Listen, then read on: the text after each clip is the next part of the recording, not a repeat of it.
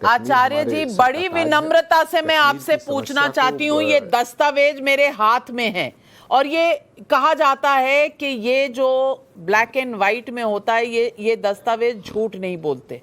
ये working group की report है और इस रिपोर्ट में कहा जाता है जो मिलिटेंट्स हैं उनकी फैमिलीज के पास कोई सोर्स ऑफ इनकम नहीं है, उनको देना चाहिए एम्प्लॉयमेंट, और अगर एम्प्लॉयमेंट ना दे सकें तो 5 लाख रुपए देने चाहिए और उनके खिलाफ जो केसेस हैं उन्हें बंद कर देना चाहिए। और आप जानते हैं कश्मीरी हिंदुओं के बारे में क्या कहा जाता है कि नौकरियां कश्मीरी पंडित माइग्रेंट्स में बी गिवन, मतलब आपके पास हो तो दे दें, ना हो तो ना दें, कोई बात नहीं, लेकिन मिलिटेंट्स की फैमिलीज के पास कोई राशि नहीं अवेलेबल है तो उनके लिए तो नौकरियां दें, रिजर्वेशन कराएं और 5 लाख दे दें जब तक नौकरी नहीं मिलती। ये 2006 के 5 लाख हैं, आज के नहीं, 2006 के 5 लाख की वैल्यू हो तो मिलिटेंट्स के फैमिलीज के लिए आपके पास 5 लाख रुपए थे, लेकिन कश्मीरी हिंदू खुद ब खुद चले गए। जी, आप तब नहीं थे कांग्रेस में, आप प्रधानमंत्री नहीं थे, पर आप उस पार्टी के साथ जुड़े हैं जो ये नैरेटिव आज भी बेच रही है, जो आज भी कह रही है कि मिलिटेंसी में कश्मीरी हिंदुओं के साथ मुसलमान ज्यादा मारे गए थे। आप उस पार्टी के साथ जुड़े हुए हैं। मैं पूछना चाहती हूं, ये काला धब्बा नहीं है हमारी आत्माओं पर?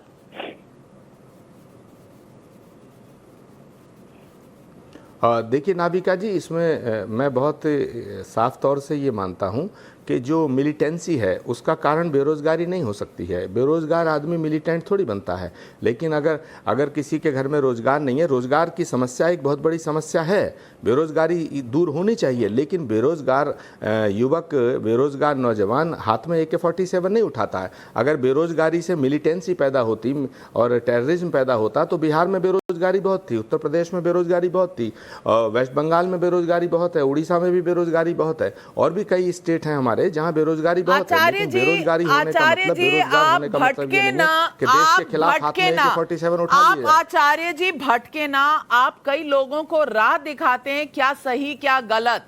आप आचार्य हैं, मैं आपसे पूछ रही हूं ये वर्किंग ग्रुप की रिपोर्ट क्या सही है या गलत? आप अपनी आत्मा के हिसाब से बताइए। मुझे जवाब देने का मौका दें नाविका जी।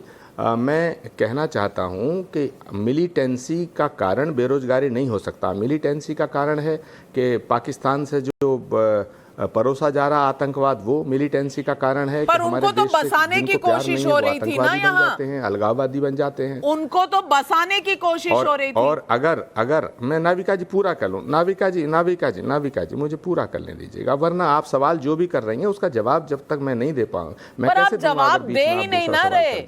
आचार्य जी, सुन लीजिएगा, आचार्य जी, मैं हाथ जोड़कर कह रही हूँ, आप कितना भी कड़वा सवाल मैं दिखा रही हूँ, जो प्रहार हुआ है हमारी आत्माओं पर, उस पर जवाब आप उस घाव का दर्द मुझे है, उस घाव का दर्द मुझे है, उस जख्म से मैं वाबस्ता हूं, उस जख्म की पीड़ा मुझे है, मैं उसी का जवाब देना चाहता हूं। ये जो आप दस्तावेज दिखा रही हैं जिसमें ये कहा गया है कि कश्मीरी पंडितों का जो दर्द है वो इससे मिट जाएगा, मैं इस दस्तावेज को खारिज करता हूं। ये जो रिपोर्ट है ये गलत है। ये जिसने भी बनाई है वो आदमी, उसका इंटेंशन ठीक नहीं था। वो कांग्रेस का हो, बीजेपी का हो, फलाना हो, ढिमाका हो, देश की राजनीति में एक अलग पहलू है, लेकिन देश सबसे बड़ा है। जुल्म की हिमायत नहीं की जा सकती है, अत्याचार का समर्थन नहीं किया जा सकता है। जो जुल्म हुआ है उसके पक्ष में अगर कोई बोलता है तो मैं उसके विरोध में बोलूँगा।